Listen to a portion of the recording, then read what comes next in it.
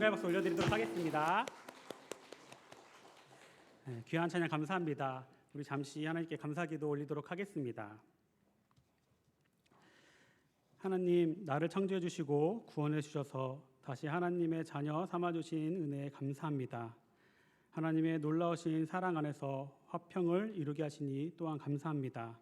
하나님께 받은 은혜와 사랑에 감사하며 속에 있는 간절한 바람을 또 담아서 정성껏 예물을 준비하여 드립니다. 수요배로 초대하여 주신 하나님께 감사한다는 제목으로 유현정, 일천문장금, 김윤경, 김윤미, 노민서, 노연서 이들이 드리는 예물을 기쁘게 받아주시고 항상 하나님의 보호 아래 샬롬의 은혜를 살아가게 하옵소서. 함께 예배하는 모든 하나님의 자녀들에게 같은 은혜를 내려주시고 하나님의 통치가 임하는 하나님 나라에서 평안을 누리게 하옵소서. 누구에게도 말 못하는 간절한 기도 제목을 가지고 주님 앞에 나온 주의 자녀들의 마음을 헤아려 주시고 또 하나님의 뜻에 합당한 그 응답을 내려 주옵소서. 예수님의 이름으로 기도합니다. 아멘. 하나님을 사랑하셔서 또 예배 자리로 나오신 우리 영신의 성도님들을 축복합니다. 하나님께서 우리의 그 모습을 기쁘게 또 보시면서 우리에게 예비하신 은혜를 충만하게 내려주실 줄 믿습니다. 우리 주변에 계신 성도님들과 한번 인사해 주시면 좋겠습니다. 하나님께서 우리 성도님을 사랑하십니다. 하나님께서 집사님을 사랑하십니다. 하나님께서 권사님을 사랑하십니다. 하나님께서 장로님을 사랑하십니다. 네, 감사합니다. 우리는 영화나 드라마에서 종종 입양 가족의 이야기를 접할 때가 있습니다. 입양 가족의 이야기 속에서 많은 경우 입양된 자녀의 그 처음 모습은 자신을 입양하여 준 부모님을 강하게 거부하거나 외면하면서 그 관계를 단절하는 모습을 볼 수 있습니다.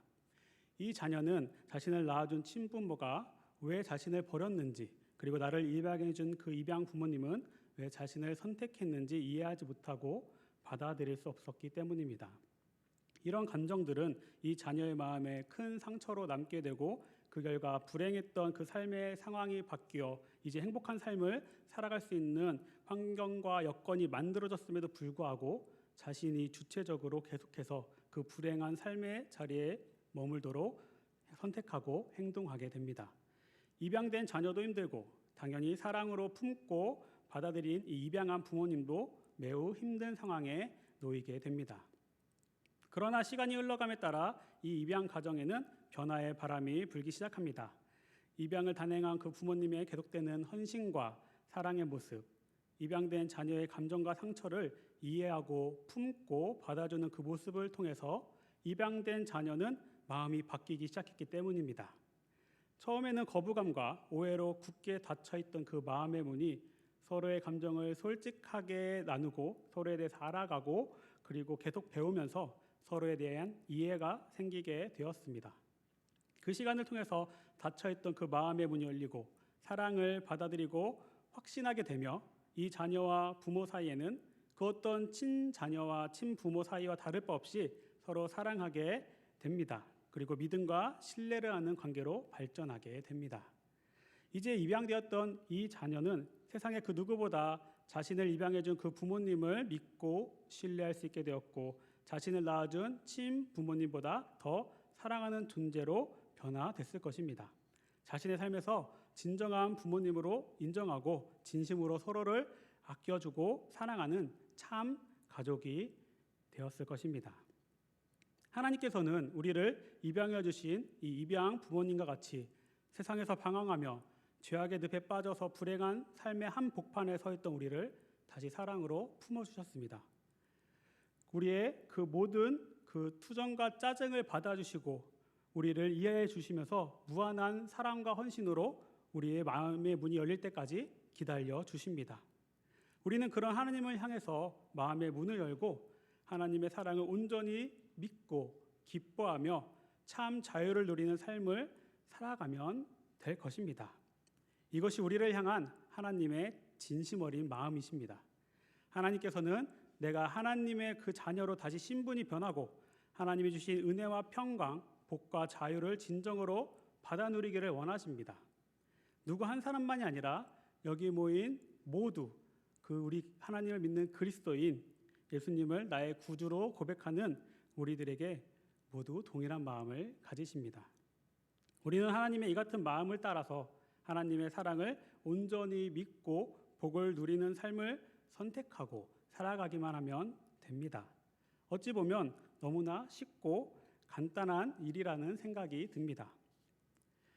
하지만 안타깝게도 오늘 말씀에는 하나님으로부터 참 사랑을 받았고 놀라운 구원의 은혜를 경험했던 하나님의 자녀 중에 하나님이 주시는 이 참 자유의 기쁨을 누리지 못했던 사람들의 이야기가 나옵니다.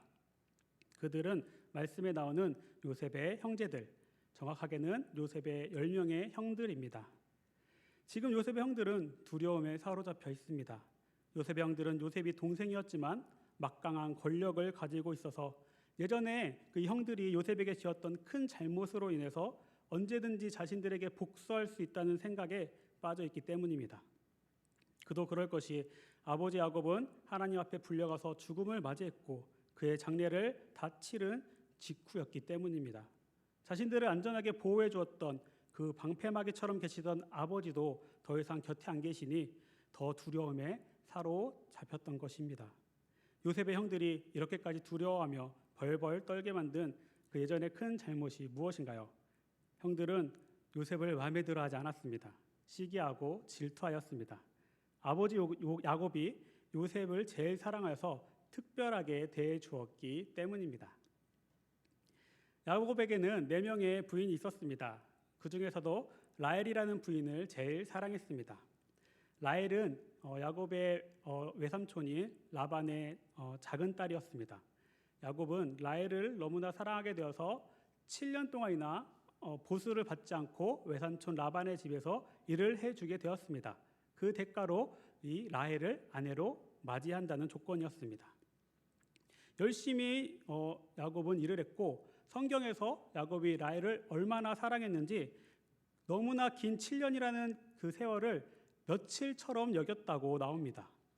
하지만 7년 후에 외삼촌 라반은 이 야곱을 속이고 라헬이 아닌 라헬의 언니 레아를 먼저 아내로 주게 됩니다. 그래서 야곱은 또다시 라헬을 아내로 맞이하기 위해서 7년을 더 무보수로 외삼촌 라반의 집에서 일하게 됩니다. 그렇게 너무나 사랑했던 라헬을 아내로 맞이하기 위해 야곱은 14년 동안이나 외삼촌 밑에서 아무 보수도 받지 못하고 일을 하게 되었던 것입니다. 이렇게 4명의 아내들 중에 제일 사랑했던 라헬에게서 얻은 첫 번째 아들이 바로 요셉이었습니다. 그러니 야곱에게 요셉이 얼마나 특별하고 사랑스러운 아들이었을까요? 다른 형제들보다 너무나 사랑했기 때문에 보통 함부로 입을 수 없는 채색 옷을 입혀서 사랑을 표현했고 그 누가 봐도 아버지 야곱이 요셉만을 더 특별히 사랑한다는 것을 알 수 있게 행동했습니다. 그렇게 아버지의 편애를 받았던 요셉이기에 형들은 시기하고 질투하게 되었던 것입니다. 또 요셉은 하나님께 특별한 꿈을 계시로 받았습니다. 하루는 꿈을 꾸었는데 밭에서 곡식단을 묶고 있는 꿈이었습니다. 이때 꿈에서 요셉이 묶은 곡식단이 일어나니 다른 형들이 묶은 곡식단이 요셉의 곡식단에게 절을 하는 꿈이었습니다. 또 다른 날도 꿈을 꾸었는데 이번에는 해와 달과 별이 있었습니다. 그런데 해와 달과 11별이 요셉의 별에게 절을 하는 꿈이었습니다. 이 두 번의 꿈은 형들이 요셉에게 절을 하고 요셉을 섬기게 된다는 것을 나타내 주었습니다. 아니 형들만이 아니죠. 온 가족들이 요셉에게 절을 하고 섬기는 것을 의미하였습니다. 그러니 이 꿈 이야기를 들은 형들은 가뜩이나 아버지의 사랑을 독차지해서 미울 대로 미운 요셉이 더 믿고 화가 나게 되었습니다. 결국 형들은 아버지의 사랑을 독차지하는 요셉을 위하여서 죽이려고까지 했지만 차마 한 핏줄인 동생을 죽일 수는 없어서 그 유다라는 형의 주도로 미디안 상인의 손에 은 20을 받고 팔게 됩니다. 아버지의 심부름으로 양을 치던 형들을 찾아갔던 요셉은 형들의 손에 먼 나라 애굽으로 팔려가게 되었던 것입니다. 아버지 야곱은 동물들에게 잡아먹혀 죽은 것 같다는 형들의 그 속임에 빠져서 13년 동안이나 사랑하던 아들 요셉이 정말로 죽은 줄만 알고 큰 슬픔에 빠져서 지냈습니다. 그렇게 죽었다고 믿었던 사랑하는 아들 요셉이 7년의 풍년이 지나고 닥쳐온 7년의 흉년 때 양식이 없어서 이제 먼 나라 애굽에 양식을 구하러 형들을 보냈는데 그 형들에게서 요셉이 버젓이 살아있다는 소식을 듣게 됩니다. 야곱이 이 소식을 듣고 얼마나 기뻤을까요? 믿어지지 않았을 것 같습니다. 야곱이 얼마나 기뻤을까 우리가 한번 예상해 보고자 다른 말씀을 좀 찾아보았습니다. 잘 아시는 말씀인데요. 누가복음 15장에는 잃어버린 아들을 다시 찾은 아버지의 모습이 비유로 나옵니다. 이 비유 속의 아버지를 생각해 보면 야곱이 얼마나 기뻤을지 조금이나마 우리가 또 가늠해 볼 수 있을 것 같습니다. 그래도 이 비유 속에 나오는 아버지보다 야곱의 기쁨이 더했을 것 같습니다. 왜냐하면 비유 속에 나오는 아버지는 아들이 자진해서 아버지에게 이야기를 하고 집을 떠났다가 다시 돌아오게 되었기 때문입니다. 아버지는 살아서 언젠가 돌아올 이 아들의 생사가 걱정도 되고 밥은 먹고 다니는지 잘 지내는지 걱정은 되었지만 언젠가는 다시 돌아올 수 있다는 그 희망을 가지고는 있었습니다. 하지만 야곱은 이 요셉이 죽었다는 확실한 증거까지 형들이 보여주었기 때문에 다시 요셉이 살아있다는 그 희망조차 품지 못하고 훨씬 더 극심한 고통과 슬픔, 절망에 빠져 있었기 때문에 아마도 요셉이 훨씬 더 큰 기쁨을 맛봤다고 생각합니다. 그래서 이 야곱은 요셉이 살아있다는 그 소식을 듣고 요셉을 만나고부터는 하나님의 그 참 자유와 기쁨을 누리는 남은 여생을 살아가게 됩니다. 이 야곱이 요셉의 살아있음을 들었을 때 그 기쁜 소식은 아마도 우리가 처음 복음을 접했을 때 느꼈던 하나님께 받은 그 사랑의 절정의 순간이지 않을까 또 생각해 보게 되었습니다. 아버지 야곱과는 반대로 이 상인의 손에 팔았던 동생 요셉이 애굽 나라의 총리 대신이 되어서 모든 나라를 다스리고 있는 모습을 보게 된 이 형들의 마음은 과연 또 어땠을까요? 형들은 전혀 예상하지 못한 곳에서 만나게 된 동생 요셉을 알아보게 된 뒤에 제일 먼저 큰일 났다라는 생각부터 들었을 것입니다. 우리도 지내면서 내가 잘못한 일이 없는데 다른 사람으로부터 피해를 당하거나 상해를 입게 되는 경우 그에 따른 마땅한 보상을 받기 원합니다. 그리고 당한 피해뿐만 아니라 그 일로 발생되는 부수적인 피해에 따른 보상도 함께 받기 원합니다. 예를 들어 자동차 사고를 생각해 보면 쉽게 이해를 하실 수 있을 것 같습니다. 내 차가 정차여서 움직이지도 않는 상황인데 다른 차가 가만히 있는 내 차에게 돌진하여 접촉사고라도 냈으면 우리는 고장난 내 차에 대한 수리를 보상받습니다. 그리고 차가 수리되어지는 그 기간에 내 차를 이용할 수 없으니 그와 비슷한 차를 우리가 대여받아서 사용할 수 있도록 또 우리에게 대우를 해줍니다. 차뿐만이 아니라 내 몸에 작은 상처나 아픔, 이상이라도 생기면 그것을 치료하기 때까지도 보상을 받습니다. 우리는 내가 피해를 본 사실에 대해서는 그에 따른 마땅한 보상과 처리를 대우받기 원합니다. 심지어 사람의 죄악된 본성으로 인해서 내가 받은 피해 이상의 것을 요구하고 보상받기를 원하기도 합니다. 나에게 피해를 입힌 상대방에게 더 큰 피해를 입히기를 원하기도 합니다. 그래서 하나님께서는 사람의 이러한 죄악된 본성을 잘 알고 계셨기 때문에 율법을 통해서 이스라엘 사람들에게는 자신이 입은 피해만 보상받을 것을 명령하셨던 것 같습니다. 우리가 흔히 사용하는 표현인 눈에는 눈, 이에는 이라고 하는 동해 보복법입니다. 이것은 하나님이 사람들에게 폭력의 하나님, 복수의 하나님을 나타내는 법이 아닙니다. 하나님께서는 사랑하는 모든 하나님의 자녀들이 최소한으로 보호받기 원하시는 하나님의 사랑의 마음이 들어가 있는 율법이었습니다. 이렇듯 형들은 사람의 본능적인 감각으로 자신들에게 이제 큰일이 났음을 직감할 수 있었습니다. 죽이려고 하다가 상인들의 손에 팔아넘긴 동생 요셉이 어떠한 마음을 가지고 있을지는 불보듯 뻔했기 때문입니다. 그들은 요셉이 분명 벌을 내리고 매우 고통스러운 상황에 내몰아가게 될 것이라고 예상했습니다. 어쩌면 자신들은 죽을 수도 있다고 생각했을 것입니다. 요셉이 애굽의 총리로 형들에게 자신을 처음 알리는 말씀을 함께 읽어보도록 하겠습니다. 창세기 45장 3절의 말씀입니다. 요셉이 그 형들에게 이르되 나는 요셉이라 내 아버지께서 아직 살아 계시니까 형들이 그 앞에서 놀라서 대답하지 못하더라. 아멘. 말씀에서도 형들은 놀라서 대답하지 못했다고 나옵니다. 지금 형들은 양식을 구하러 애굽 나라에 와서 요셉을 만나게 된 것도 너무 놀라운 일이고 거기다가 요셉이 애굽 나라의 총리가 된 것도 너무나 놀라운 일입니다. 그렇지만 맨 처음 드는 생각은 말씀드렸듯이 나는 이제 큰일 났다, 죽겠구나 라는 생각이었을 것입니다. 그래서 형들은 요셉을 알아차리고 너무 놀라서 아무 말도 하지 못했던 것 아닐까요? 그럼 정말 요셉은 형들이 생각하는 그 마음처럼 형들에게 복수할 날만을 기다리고 칼을 갈며 있었을까요? 아닙니다. 요셉은 하나님의 사람이었습니다. 하나님의 마음을 묵상하며 하나님의 말씀에 맞는 삶을 살아내려고 부단히 애를 썼던 사람입니다.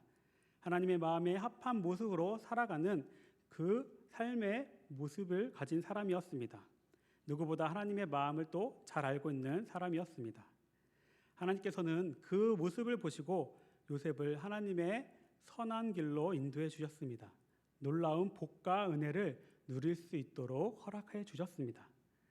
요셉은 하나님의 마음으로 형들을 바라보았기 때문에 형들의 마음도 헤아릴 수 있었습니다. 요셉은 불안해하고 두려워하고 있을 형들에게 먼저 하나님의 마음을 고백하여 알려줍니다.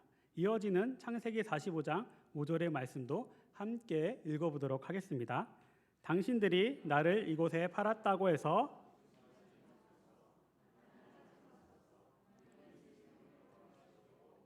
당신들보다 먼저 보내셨나이다. 아멘. 요셉은 벌써 하나님으로부터 그의 상처를 치유받았습니다. 형들을 용서하고 사랑으로 품어줄 수 있게 되었습니다. 왜 요셉이라고 형들을 미워하는 마음, 원망하는 마음이 없었겠습니까? 요셉이 형들의 손에 팔리게 되었을 때가 고작 요셉의 나이 17살이었습니다. 지금으로 생각해보면 고등학교 1학년 학생입니다. 이렇게 어렸던 요셉은 처음 경험하는 낯선 땅에서, 낯선 환경에서 무서움을 느꼈을 것입니다. 지금까지는 아버지의 보호 아래 아무런 걱정, 근심 없이 곱게 대접만 받으며 살아왔는데 노예 신분으로 고된 일을 해나가면서 어려운 상황에 빠지게 되었습니다. 자신이 처한 상황에 매우 두려웠을 것입니다. 자연히 한 가족이었고 한 형제였고 한 핏줄이어서 믿었던 형들에게 배신당한 화가 존재했을 것이고 상처가 존재했을 것입니다. 하지만 요셉은 자기 안에 있는 이 분노와 상처를 하나님 앞에 가지고 나아가서 감사와 용서, 용납으로 바꾸었습니다. 지금도 나에게 부어주시는 하나님의 사랑을 확인하며 하나님께서 하실 일을 기대하며 하나님을 의지하며 나아갔습니다. 그래서 결국 하나님의 소망을 보여주셨던 그 꿈이 이루어지는 은혜를 경험하게 되었습니다. 요셉은 먼저 하나님의 은혜와 사랑을 경험했던 사람으로 그 은혜와 사랑을 형들에게 흘려 보내주고 싶었습니다. 형들도 하나님의 은혜와 사랑을 함께 경험하기를 바라는 그 마음이 있었습니다. 우리의 생각으로 다 담을 수 없는 하나님의 크고 위대하신 그 사랑을 알려주고 싶었습니다. 하지만 너무나 안타깝게도 요셉의 강력한 그 바람과 전함은 하나님의 그 마음이 형들에게는 온전히 받아들여지지 못했다는 것을 오늘 본문 말씀을 통해서 우리는 알 수 있습니다. 형들이 애굽에서 처음 요셉을 만나게 된 이후 지금 17년이라는 시간이 흘렀습니다. 창세기 47장 28절의 말씀인데요. 야곱이 애굽 땅에 17년을 거주하였으니 그의 나이가 147세라. 이 말씀이 나온 시기가 야곱이 자신의 마지막에 가까이 왔음을 알고 요셉에게 자신이 죽으면 이 애굽 나라에 장사하지 말고 자신의 아버지 이삭이 그리고 할아버지 아브라함이 묻혀 있는 조상들의 묘지에 장사해 달라고 하는 부탁을 하는 때 이야기입니다. 애굽에서 17년을 요셉과 함께 살았던 야곱은 인생의 말미를 하나님이 주시는 참 사랑과 자유함으로 매우 기쁘고 행복한 날들을 보냈을 것이고 그렇게 행복하게 죽음을 맞이하게 되었습니다. 그런데 함께 기쁘고 많은 은혜를 누리며 살아야 했던 그 요셉의 형들은 마음 깊은 곳에 계속해서 두려움이 자리 잡고 있었습니다. 17년 동안이나 계속해서 요셉의 눈치를 보면서 하나님이 요셉을 통해서 주시는 그 구원의 복을 온전히 받아 누리지 못했습니다. 죄악에서 벗어난 참 자유를 누리지 못하며 살아갔다는 말입니다. 분명 요셉은 형들을 처음 만났을 때부터 하나님의 마음으로 형들을 용서하고 용납해 주었다고 하였습니다. 이 모든 일은 하나님께서 우리 가정을 구원하시고 복 주시기 위해서 미리 계획하신 일이라는 복음을 분명히 전달해 주었습니다. 그렇지만 형들은 요셉의 이 말을 통해서도 하나님의 마음을 온전히 받아들이지 못하고 아버지 요셉이 죽고 장사된 이 직후인 지금 이 시점에 요셉에게 또다시 간청을 하고 있습니다. 오늘 본문 50장 15절, 16절, 17절의 말씀입니다. 요셉의 형들이 그들의 아버지가 죽었음을 보고 말하되 요셉이 혹시 우리를 미워하여 우리가 그에게 행한 모든 악을 다 갚지는 아니할까 하고 요셉에게 말을 전하여 이르되 당신의 아버지가 돌아가시기 전에 명령하여 이르시기를 너희는 이같이 요셉에게 이르라 내 형들이 내게 악을 행하였을지라도 이제 바라건대 그들의 허물과 죄를 용서하라 하셨나니 당신 아버지의 하나님의 종들인 우리 죄를 이제 용서하소서 하매 요셉이 그들이 그에게 하는 말을 들을 때 울었더라. 아멘. 얼마나 이 요셉의 형들이 불쌍합니까? 요셉이 하나님의 마음으로 구원의 메시지를 전달했는데 형들은 자신들의 죄에 사로잡혀서 온전한 기쁨과 자유함을 누리지 못했습니다. 17년의 시간 동안 좋은 것을 가져도 맛있는 음식을 먹어도 아름다운 곳을 다녀도 행복하고 즐겁기만 한 것이 아니었습니다. 참으로 불행했을 것 같다는 생각을 모두 하실 거라고 생각이 듭니다. 요셉은 그런 형들을 향해 안타까운 마음으로 다시 한번 처음 해주었던 하나님의 마음을 선포해 주었습니다. 19절과 20절의 말씀입니다.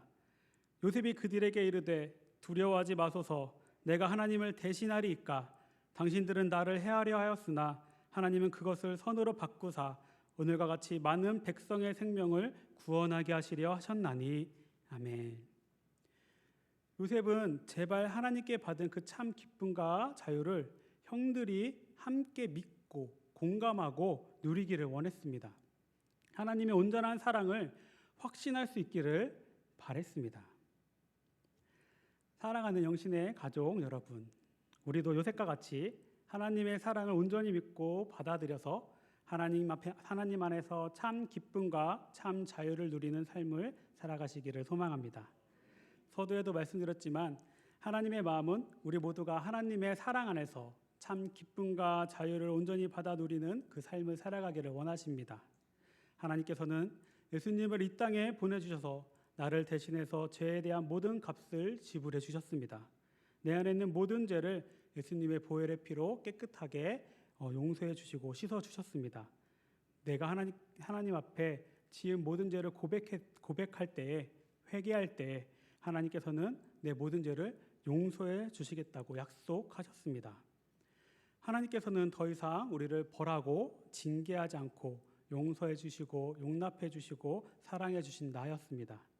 다시 하나님의 자녀로 받아주시며 은혜와 또 그 복을 누리도록 해주겠다고 약속하셨습니다. 우리는 이러한 놀라운 은혜와 사랑을 벌써 받았고 누리는 하나님의 자녀들입니다.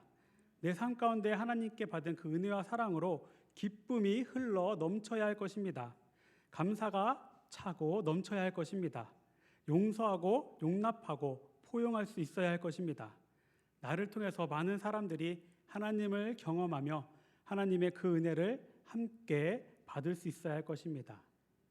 다시 한번 여기 모인 우리는 하나님께 그 받은 참 기쁨과 자유를 누리며 살아가고 온 세상에 하나님의 은혜를 끼치는 그리스도인이 되기를 축복합니다. 하지만 안타깝게도 우리 주변에는 종종 요셉의 형들처럼 하나님께 받은 그 구원의 복음을 온전히 받아들이지 못해서 아직도 죄의 두려움과 불안함에 사로잡혀 있는 사람들을 보게 되곤 합니다. 그들도 모두 하나님을 믿는다고 고백합니다. 하나님의 사랑을 안다고 합니다. 하나님께서 내 모든 죄를 용서해 주셨다고 인정도 합니다. 그러나 내 안에 있는 죄가 하나님의 사랑으로 사라졌다는 그 사실을 확신하지 못하면서 두렵고 떠는 모습을 보게 됩니다. 하나님께 죄를 고백하고 하나님의 그 용서로 말미암아 죄에서 해방되었는데도 그들은 삶에서 즐거움과 기쁨이 없습니다. 참 자유를 누리지 못합니다. 얼마나 불행하고 안타까운 모습인지 모릅니다. 때로는 우리에게도 하나님이 주시는 참 기쁨과 자유함의 모습이 사라져서 보이지 않을 때가 있습니다. 그때는 하나님과의 관계를 다시 한번 생각해 보시기 바랍니다. 지금 얼마나 하나님과의 관계가 친밀하게 형성되어져 있는지 살펴보셔야 합니다.